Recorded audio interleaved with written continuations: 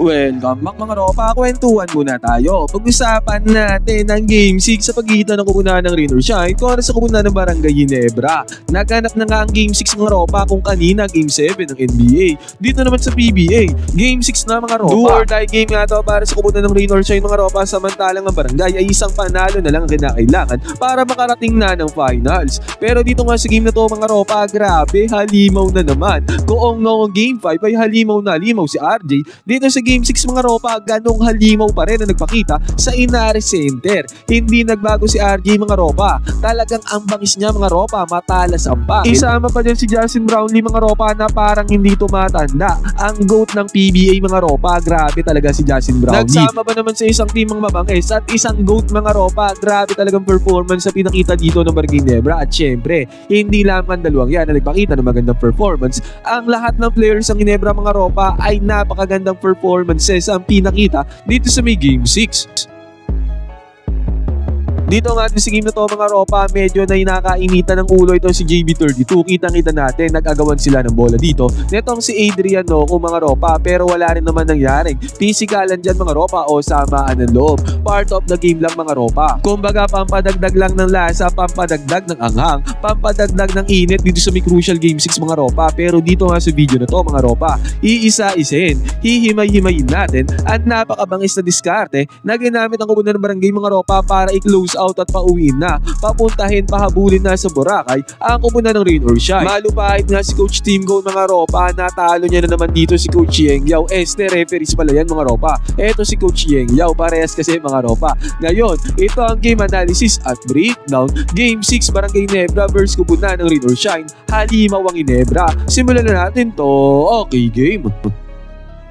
Ngayon mga ropa, banggitin ko muna to. 62-45 ang score, lumobo nga sa 17 points. Ang tambakol dito ng Kubunan ng Rain or Shine doon sa may second quarter. Pero dito tayo mag-time skip mga ropa, pass forward. Third quarter mga ropa, 3 minuto may get. 75-70 na ang score. 5 puntos na lang bigla kalamangan dito ng Barangay dahil nakahabol dyan ng Kubunan ng Rain or Shine. At bola dito, possession dito ng Kubunan ng Barangay mga ropa. JB32 ang may hawak ng bola. Pag-atake dito ni Justin Brownlee mga ropa, kitang-kita natin yung help defense na binigay dyan ni Anton Asistio. Pagka-kickout ng bola dito ni JB32 kay Isaac Go, kitang-kita natin space mga ropa, open na open si Isaac Go. Pinukol ang 3-pointer mga ropa, pumasok ang 3-pointer ni Isaac Go. Nagkaroon ng several 3-pointer si Isaac Go dito sa game na to mga ropa. Ngayon pumunta tayo sa possession ng Kubunan ng Rain or Shine. Ang nangyari dito, pag-penetrate ng Kubunan ng Rain or Shine, na-attract naman dito sa may defense ay si Scottie Thompson mga ropa, kaya pag-swing ng bola kay Anton Asistio, space din mga ropa, enough space para pumukol ng 4-point shot.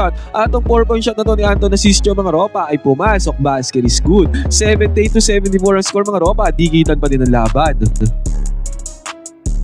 Napatime out dyan ang Kubunan ng Barangay mga ropa kasi nga nakakahabol dyan ang Kubunan ng Rain or Shine. Pero dito sa possession ng Kubunan ng Barangay yan nangyari. Tignan natin yung positioning dito ng mga players ng Barangay nung si Justin Brownlee may hawak ng bola mga ropa, nagsisignal to ng isolation play mga ropa. At nung pag-isolate dito ni Justin Brownlee, pinanis lang dito ni Justin Brownlee ang one-on-one defense sa Kubunan ng Rain or Shine mga ropa. Tignan pa nga natin ang ginawa dyan ni Isaac Go. Ginulangan pa nga dyan dito itong si Jalen Johnson para in case na magmindes ng tirada ay makukuha niya yung rebound. Pero sa possession dito ng Rain or Shine mga ropa, nasundatan ng Kubunan ng Barangay ang Kubunan ng Rain or Shine. Balik ang possession sa Kubunan ng Barangay. At dito nga mga ropa, napakagandang play sinetap dito ng Barangay. Grabe talaga ang sistema ni Coach Team Code. Itong mga plays na ganito mga ropa, itong papakita ko, malamang sa malamang ay praktisadong to ng Kubunan ng Barangay mga ropa. Pinapaulit-ulit talaga nila to sa may practice.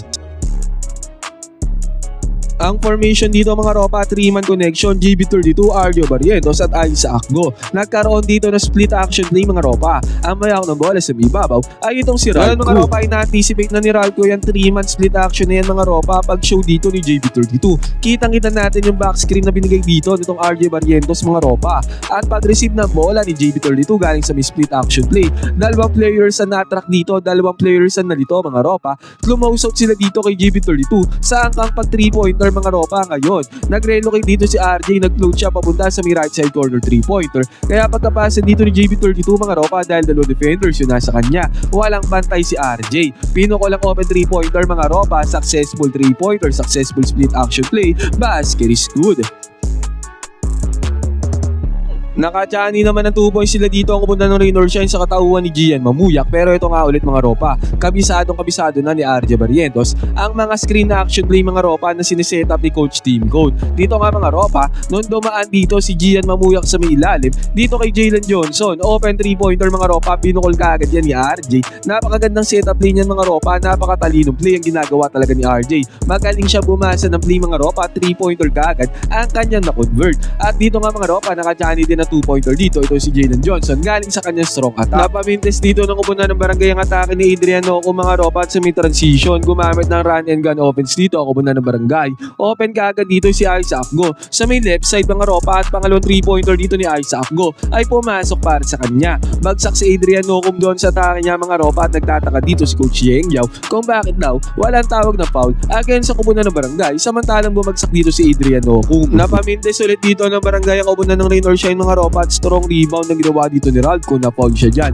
Nagkaroon ng 2 free throws dito si Ralph. Pero sa pagkakataon na to mga ropa, gumamit ng pick and pop gameplay ang kupunan ng Rain or Shine. Open sa may 4-point area, malayo yan. Pero pinukol ni Jalen Johnson mga ropa at nakapag-convert ng 4-point shot si Jalen Johnson bago matapos ang third quarter. 93-85 natapos ang third mga ropa, still 8 points pa rin ang kalamangan ng barangay pagpasok ng fourth quarter.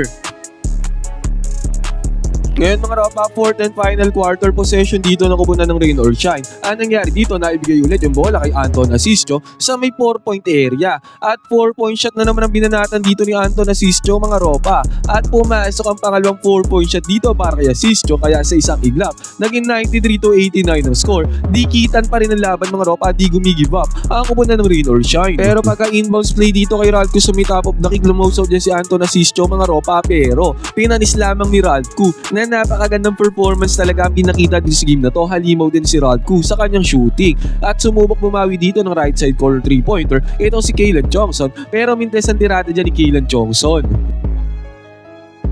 Nag-turnover dito ang kupunan ng barangay mga ropa. Sa turnover na yan, nakapitalize siya ni Jalen Johnson dito sa may transition, easy 2 points sa may fast break, mintes ang tirada sa may bonus free throw. At nung nagkaroon ng possession dito ang kupunan ng barangay, RJ Barrientos mga ropa, mintes din ang ginawang tirada.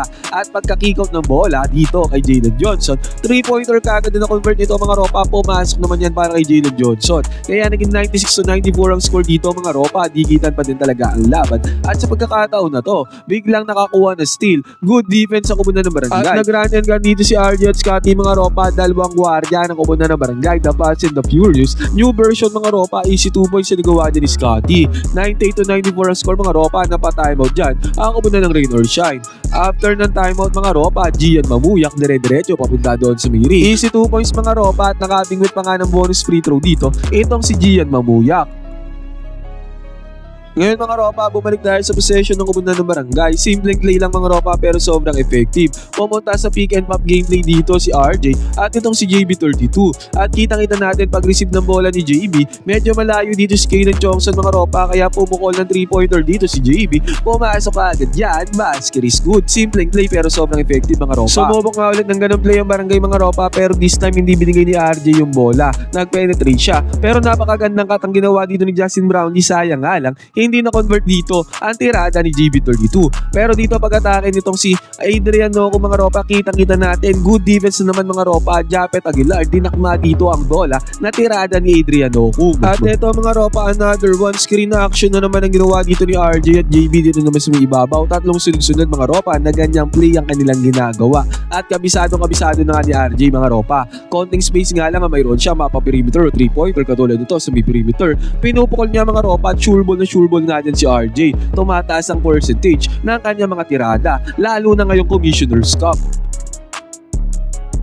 At another one mga ropa, kitang-kita nga natin, sunod-sunod na possession sa kupunan ng Rain or Shine ay magagandang depensa ang ginagawa ng barangay. At sa possession nga nila mga ropa, ganun ulit sa ika-4 na sunod na pagkakataon. Same spot mga ropa kung saan nagsiset ng screen si JB32 at nagmamando ng bola si RJ ay ganun ulit mga ropa, pero this time 100 shot. Hindi lang pumasok ang tirada dito ni RJ na outside ang bola. Bola dyan ng barangay mga ropa, kaya galit na galit ito si Coach Team Code. Challenge nila yan mga ropa at eventually napag-desisyonan dito ni Coach Yeng Yao na sa barangay barangay talaga ang bola mga ropa. Nagkaroon ng inbounds play dito, good cut ang ginawa ni RJ. Napakagandang pasa ang ginawa papunta kay Japet Aguilar. Kaya 100 shot ang ginawa dito ni Japet, nakapag-convert pa ng easy 2 points sa barangay galing sa magaling na challenge na ginawa ni Coach Team Code. 107-98 ang score mga ropa, 9 points sa hawak na kalamangan ng barangay. 5 minuto may na lang ang natitira dito sa may 4th quarter.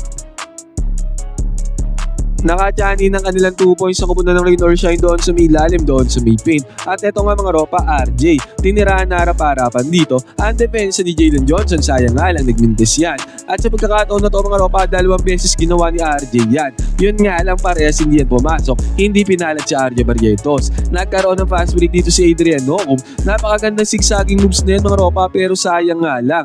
Na-blow ang layup, hindi pumasok. Ang easy 2 points sa sana dito para kay Adrian Nocum. 107-100 ang score mga ropa, 3 minuto na lang dito sa may crucial game 6. Ngayon mga ropa, ang nangyari, possession ng kupunan ng barangay. RJ Barrientos mga ropa, sila na screen dito, netong si Japet Aguilar. Ngayon mga ropa, pagkasit ng screen, double team dyan ng kupunan ng Rain or Shine. Pag penetrate dito ni RJ, kumat dyan itong si Japet, na-attract dito ang defense ni Jalen Johnson mga ropa, ang pagkakamali ng Rain or Shine. Si Justin Brownlee pa ang iniwanan nila ng open sa may left side corner 3-pointer. Swing kick out ng bola ni RJ mga ropa, kitang-kita natin. Open si JB32. Ang Michael Jordan ng PBA mga ropa, kaya easy lang 3-pointer kaagad na convert dito ni Justin Brownlee galing sa magandang pagmamando ng bola ni RJ Vasquez Good. Gian Mamuyak ang mga ropa, dire-diretso papunta doon sa miring para makakonvert siya ng easy 2 points, pero dito sa possession ng kupunan ng barangay, pagkabigay ng bola ni Justin Brownlee kay RJ, naiwanan kagad dito yung primary defender mga ropa. May sumubok lumusod doon sa milalim, pero wala nang bisayan mga ropa, sumabit pa nga siya dyan, naipasok na ni RJ ang tirada, may kasama pang napahiga na naman nga si RJ Barrientos mga ropa. Noong game 5 napahiga siya, dito sa may game 6 napahiga na naman siya sa monster performance sa kanyang ginagawa. Naipasok pa nga dito ni RJ ang bonus free throw, at dahil nga dyan 2 minuto may get ang natitira dito sa may game. 113-102 na ang score mga ropa, lobo na sa 11 points sa kalamangan dito ng barangay. Sumubok dito ng desperate 3-pointer ang kupunan ng Rain or Shine mga ropa, pero nagmintis yan. Monster rebound pa ang ginawa ni Ralco doon sa may ilalim, kahit na 2 players ng Rain or Shine ang pumapalibot sa kanya mga ropa. At dahil sa rebound na yun mga ropa, pagka-drive dito ni JB32, na-attract dito yung mga defenders, kick out ng bola, papunta kay Scottie Thompson, open 3-pointer na naman mga ropa, pumasok na naman ang tirada. Drive and kick play mga ropa ng kupunan ng barangay, ang kumitil sa buhay ng kupunan ng Rain or Shine dito sa may game 6. Desperate 4-point shot ng kupunan ng Rain or Shine mga ropa, pero nagmindes yan. Nagkaroon ng stop dito ang barangay, Japet Aguilar sa may fast break, nagkaroon ng 100 flush, 100 slam dunk dito mga ropa, para si LU1 na ang panalo. Nakakuha pa ng 2 points sa kupunan ng Rain or Shine mga ropa, pero eventually hindi na yan enough mga ropa. Tapos ang game sa score ng 118-107, abante na ang kupunan ng barangay sa may finals. Hinihintay nila ang mananalo sa talk and text score sa kupunan ng Meralco mga ropa. Finals na naman ang kupunan ng barangay noong 2025 sa may commissioners. Umabot sila ng finals mga ropa, dito finals na naman. Ngayon mga ropa, ano ang gusto nyo makalaban ng barangay, at sa tingin nyo, kaya ba ng barangay na mag-champion ngayong season mga ropa ngayong 2026? Pwede na kayo mag-comment dyan sa bang opinion, magkwentuhan tayo.